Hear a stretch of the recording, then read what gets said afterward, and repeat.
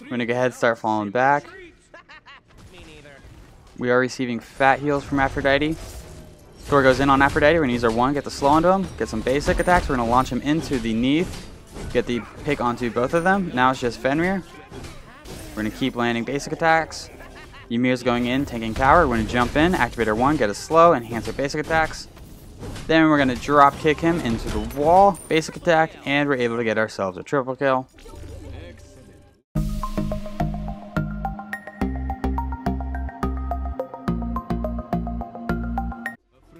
What a do, Scooby Boo, it's your boy Shawnee B Gaming, and today we're going to be playing Gilgamesh in Jungle. If you are new to the channel, I upload every single day. I add some commentary to a game that I've already played with the intentions of seeing what went right, what went wrong, and hopefully there's something that we can learn together.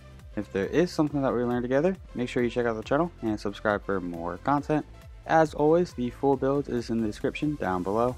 If you are a returning viewer, it is the week of Gilgamesh. Yesterday was Gilgamesh Solo, I'll link that in the top right. Today is Gilgamesh Jungle, tomorrow is going to be Gilgamesh Support. This game was very fun, we were able to get a few multi-kills. I also feel like Gilgamesh with this build is a little bit squishy, but you have a high potential to deal damage. So let's go ahead and jump into Gilgamesh's kit. Gilgamesh's 1, Sun Forged Scimitar. Gilgamesh is going to ignite his sword with the ferocity of the sun for 4 seconds. Enemies around him are going to take damage and are slowed for 2.5 seconds. Gilgamesh's basic attack deals bonus damage equal to 3.5% of his maximum health to enemies hit. When Gilgamesh successfully hits an enemy with his basic attack, the duration of this effect is extended for 0.8 seconds, up to a maximum of 12 seconds. The slow is going to be 15% at level 1, 25% at level 5. Gilgamesh's 2, Dropkick. Gilgamesh is going to dropkick an enemy in an area in front of him. Enemies in the area are damaged when the closest enemy is launched through these enemies. The launched enemy takes bonus damage when hitting a minion or takes burst damage and is stunned if hitting a god or wall. The launched enemy hits the winds of Shamash. They are thrown towards the center of the ring. Minions hit by the launched enemy take bonus damage. Gods hit by the launched enemy also take burst damage and are stunned. The stun duration is going to be 1.1 second at level 1, 1.5 seconds at level 5. Gilgamesh's 3, Hero's Advance. Gilgamesh is going to leap into the air, crashing down at a target location. Enemies around the impact take damage. Gilgamesh infuses the ground with energy, causing a beacon to appear for 5 seconds. Allies who run towards the beacon are going to gain movement speed, halving once they enter the beacon. Allies who enter the beacon gain bonus lifesteal, boosted by 15% of Gilgamesh's highest protection. The movement speed is going to be 25% at level 1, 35% at level 5, and the lifesteal is 10%. Gilgamesh's ultimate, Winds of Shamash. Gilgamesh is going to call upon Shamash to create a ring of wind at a target location for 6 seconds. Enemies inside this ring when it starts take damage and are slowed for 2 seconds. Enemies inside the ring take wind damage every 0.5 seconds. Enemies who try to escape the ring are heavily slowed. If Gilgamesh damages an enemy trying to flee, they are thrown back towards the center of the ring. The wind turns into a thread over 6 seconds, damaging, rooting, and crippling all enemies who are still inside the ring. The initial slow is going to be 20% at level 1, 30% at level 5. The wind wall slow is going to be 50% at level 1, 70% at level 5. And finally, Gilgamesh's passive. Gilgamesh embarks. At level 5 and 10, Gilgamesh is going to gain a quest. The first quest is to visit a specific location on the map. The second quest is to defeat half of the enemy team rounded up in a single team fight. Each time Gilgamesh completes a quest, he's going to be awarded a tier 1 item or 500 gold if he has a full inventory. In terms of the leveling order, at level 1, we want to put a point into our 2, level 2, put a point into our 1, level 3, put a point into our 3, level 4, put another point into our 2. Then we want to max out our ultimate whenever we can, max out our 2, max out our 1, max out our 3. In terms of the start, we started with Bumba's Dagger and tier 1 of the Crusher.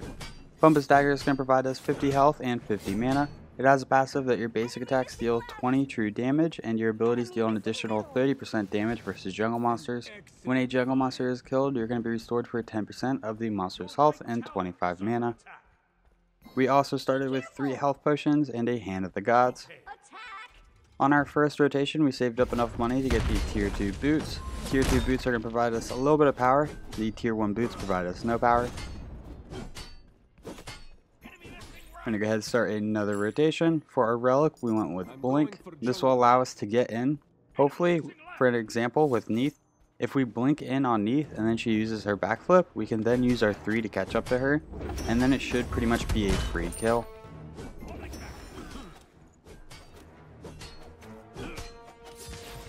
Our team is not off to the best start. The enemy team has gotten 3 kills on us and we have gotten none.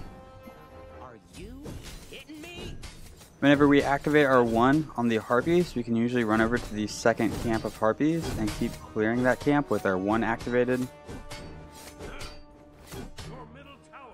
The reason we are going into Bumba's Dagger instead of Eye of the Jungle is because at level 20 we are going to be in need of some sustain. Bumba's Hammer, whenever we do get it, will provide us with a little bit of heal whenever we land an auto attack in between our abilities. We're going to leave the middle wave for our mid laner. We're going to check the harpies. We hear Thor nearby. We go ahead and get the stun. We're going to activate our 1. Fenrir is here. We're going to activate our ultimate. Go for the damage on Thor. We're able to get the pick onto Thor. And Aphrodite's able to get the pick onto the Fenrir. We're probably not going to be able to chase that Chang'e down, so we're just going to start rotating back. Our red buff is up. We're going to hop over the wall, start working on that. If we take a look above our health bar, we have a speed timer. Whenever that speed timer hits 20 seconds, we can back, buy some items, and then usually make it to speed right as it's responding. With Gilgamesh, we're going to go ahead and go into Ninja Tabi. I feel like Gilgamesh does best whenever he is an auto attack based character, mainly because of his 1.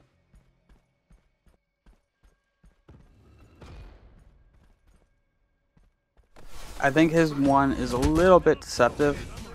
Whenever we get 1,000 health, we're gaining an additional 35 damage on our 1. I feel like most characters at level 20 have around 2,000 health.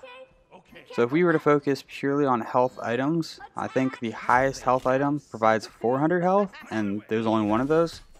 So it would take a 400 health item, a 300 health item, another 300 health item to put us at an additional 1,000. That would give us an additional 35 damage on our basic attacks when our 1 is activated.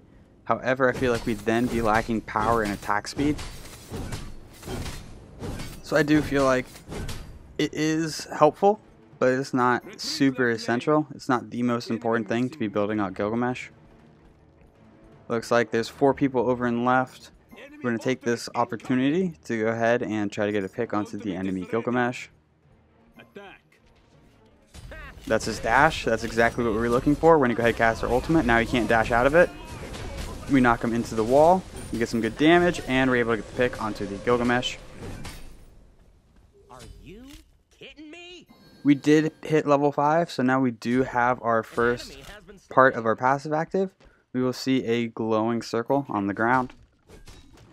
I could be mistaken, but I'm pretty sure whenever they released Gilgamesh or revealed him, they said that there would be a glow in the sky to show you where the part of the passive is.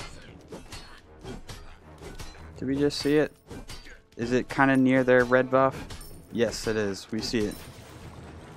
But I feel like Gold Fury is very deceptive, because it looks like it's that Gold Fury, but it's not. During the game, we did not see that it is by their red buff.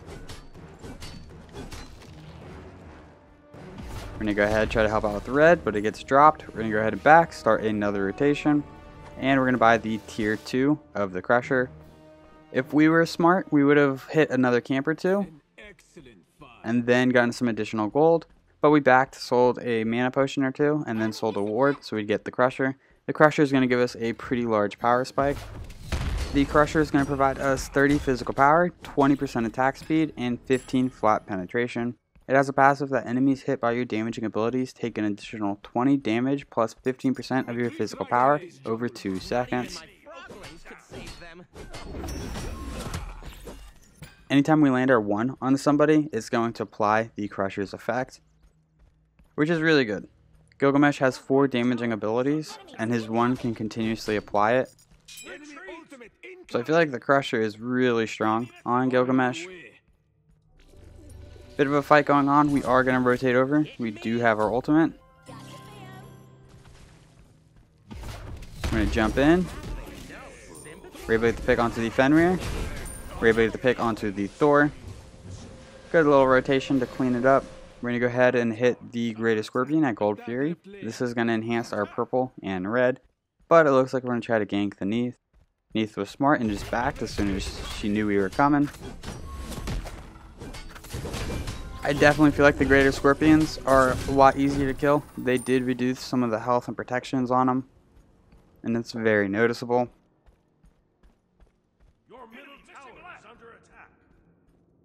So we hit level 10. Now on our passive, if we can get a kill or an assist on 3 people in a team fight, we will be able to activate it. Chang'e's here. We don't really want to fight with her quite yet.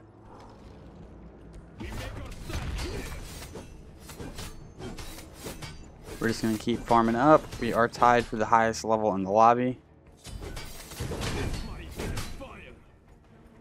On my way. Ultimate is down. We're going to see if we can get this Chang'e to overextend herself. We're going to jump in. That's her immunity. We're going to get the slow. Launch her into the wall. Get some good damage. She uses her ultimate to provide herself some peel. And we're able to bait out our ultimate, which is kind of a small win. Our speed's up, so we're going to go ahead and back, and we're going to start working on Stonecutting Sword. Your friends are falling like flies. An ally has been slain. Your right tower is under So the reason we are leveling R2 over R1, because I saw a few comments on yesterday's video, R2 does a lot of damage whenever we knock somebody into the wall. In fact, it scales up higher than the rest of our abilities. R1 doesn't increase our basic attack, it just increases that initial ignition of our sword and the slow. I think the 2 provides a little bit more value. It's just more burst damage and kind of more instant.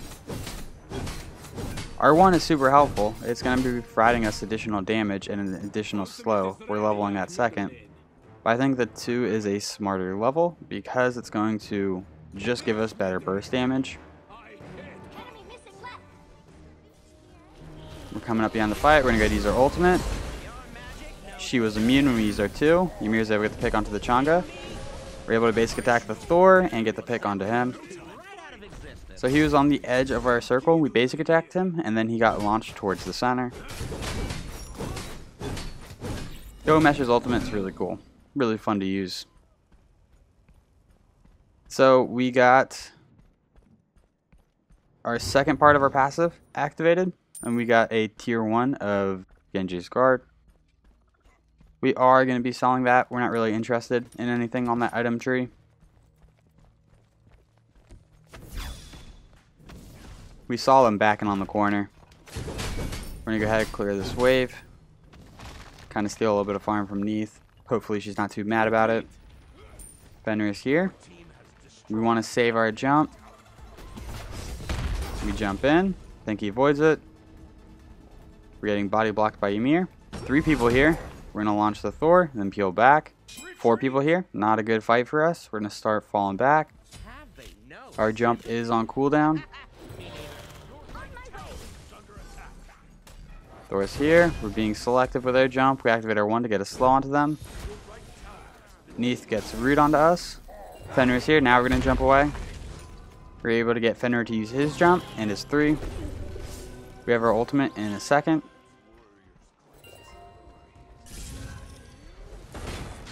Thor comes in. We're going to go ahead and cast our ultimate, provide a little peel for your team. We launch Fenrir into the wall. We're going to get the pick onto Fenrir. Now it's time to dip.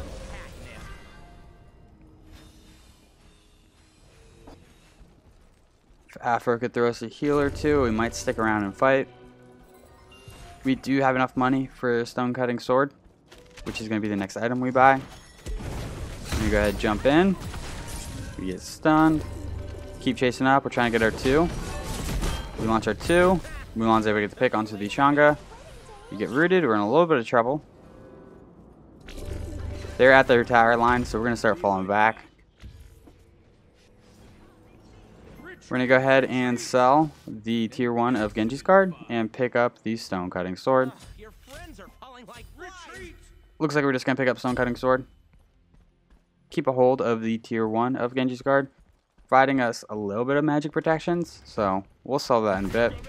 Stonecutting sword is going to provide us 50 physical power and 7% movement speed. It has a passive that melee attacks decrease enemy physical protections by 10 and increase your physical protection by 10. This can stack 3 times. So 50 physical power for an item is pretty strong as it is. The fact that it's stealing protections means that each basic attack, up to 3 basic attacks, is going to deal more damage than the last. Since Mulan was over and left, we're going to go ahead and clear these waves. While we were playing, I don't think we saw her coming up. We probably should have left this second wave for her. We are now the highest level in the lobby, just focusing on farming.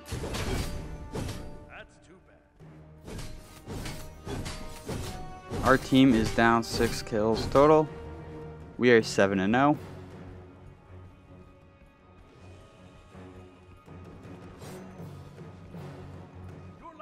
I don't think this Gilgamesh knows we're behind him. We are faster than him. We're going to launch him to the wall.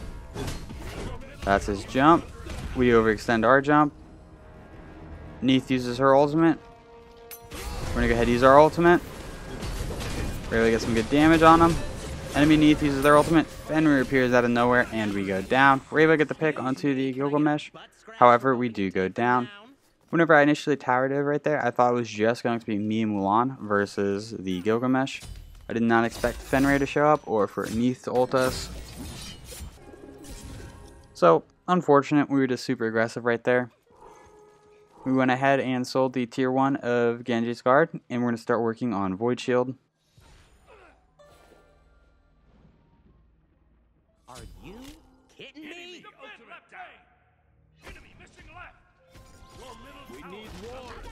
They have 4 physical characters on their team and Shanga, so picking up a hybrid physical item I think is going to be very helpful. It's going to increase our survivability a lot.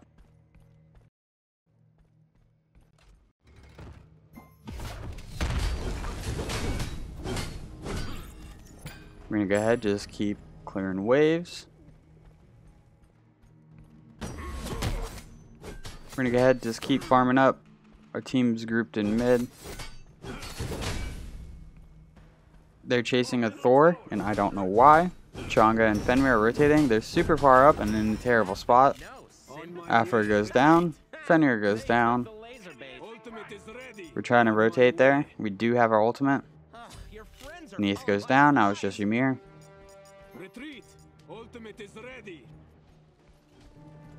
Ymir goes down. Now we're in a little bit of trouble. Oh, we got greedy. We wanted that ward. Neith ults us. Thor comes in. We get launched. We think we're out. We're going to use our 2 to avoid the slow. We're going to go ahead and use our ultimate. We use our 1, but Thor is able to clean us up because Gilgamesh is tanking. I messaged the team. Stop taking bad fights. That was a really bad fight. We rotated to try to help out and it got us killed.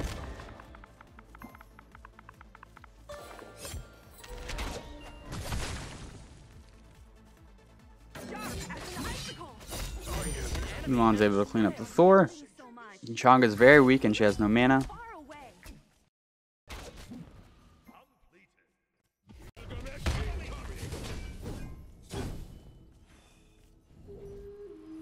Let me know what you guys think of this build in the description after you tried it out. Would love to hear some feedback. I had a lot of success with it.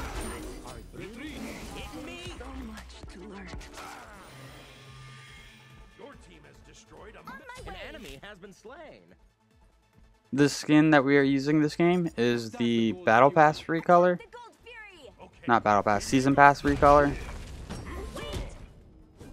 Because I bought the Season Pass, which is that Anubis Pass, I get every new god that comes out and their recolor skin, along with the voice pack for that character.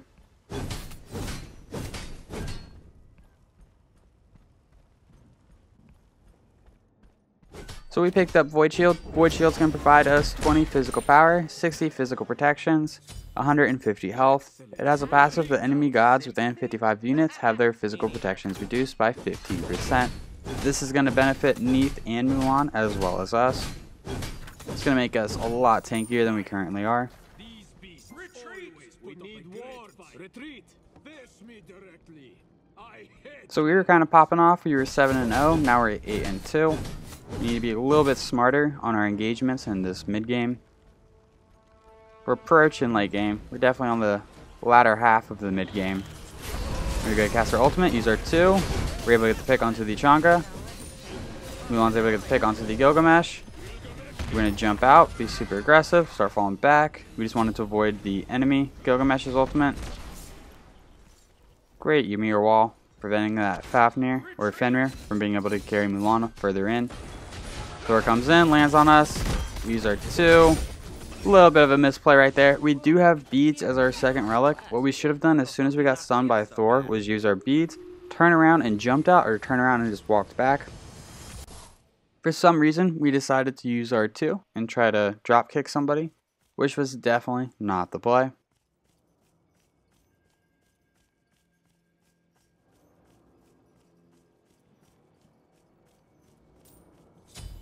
We're going to go ahead and start working on Hydra's Lament.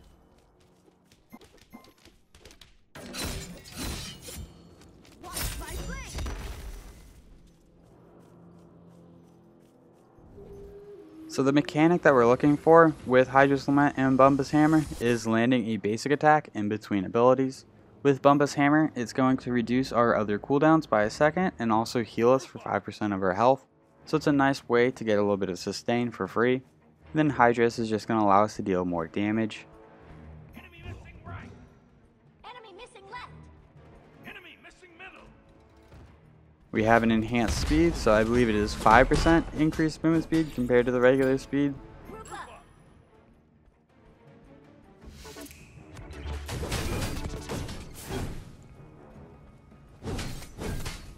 Be right back. We can say with confidence, we pick smarter engagements from here on out. Attack. Ultimate is ready. Ymir misses the freeze after his blink. Hate to see that. We jump in. We get the stun onto the Fenrir.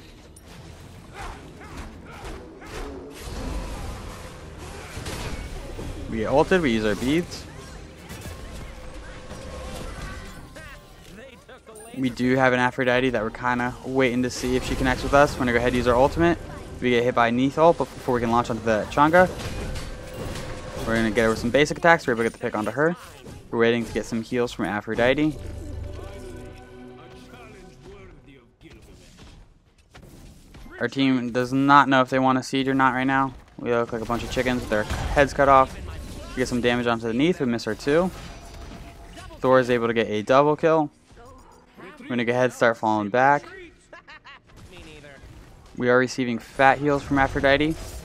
Thor goes in on Aphrodite. We're going to use our 1, get the slow onto him, get some basic attacks. We're going to launch him into the Neath, get the pick onto both of them. Now it's just Fenrir. We're going to keep landing basic attacks. Ymir's going in, taking tower. We're going to jump in, activate our 1, get a slow, enhance our basic attacks. Then we're going to drop kick him into the wall, basic attack, and we're able to get ourselves a triple kill. Excellent work. We would not have been able to do that without Aphrodite healing us and Ymir tanking the tower for us.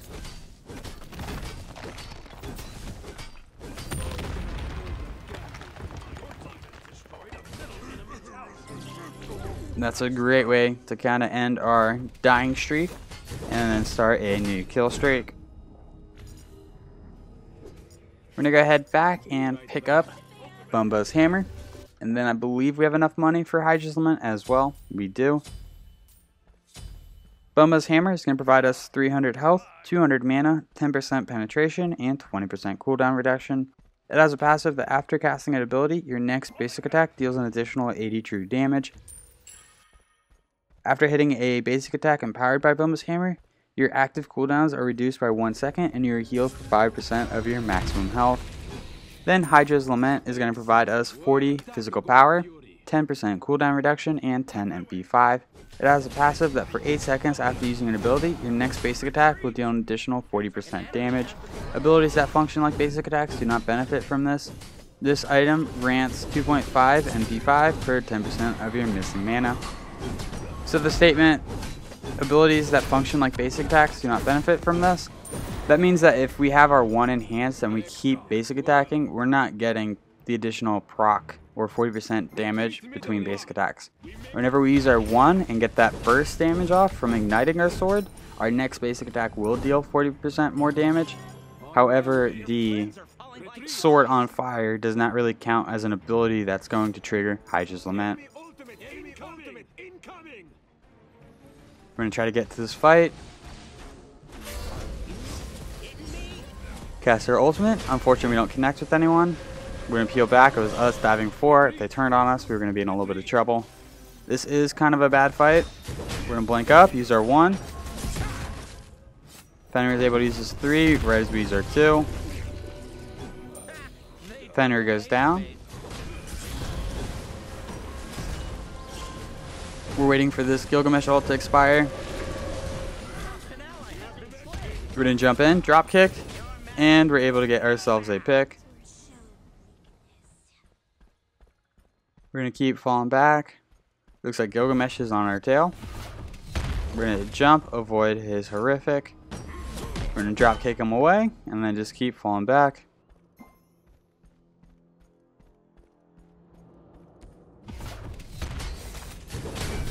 We are level 20, but we are going to keep farming so that we can get additional gold. My team like that drop kick.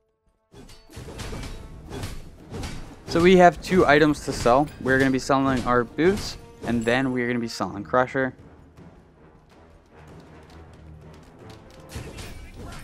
I think we could go super tanky if we really wanted to. We could pick up something like a Mantle of Discord and a Stone of Gaia if we wanted, or we could just go double protections, go into a Mantle, and then Spirit Robes. We could go into one of those items and then a Frostbound. We have options. Between Stonecutting, Void Shield, Hydras, and Bumba's Hammer, we have enough damage to melt the squishies, and if we can stick on a tank long enough, we should be able to melt them as well. Take this jungle buff. Be right back.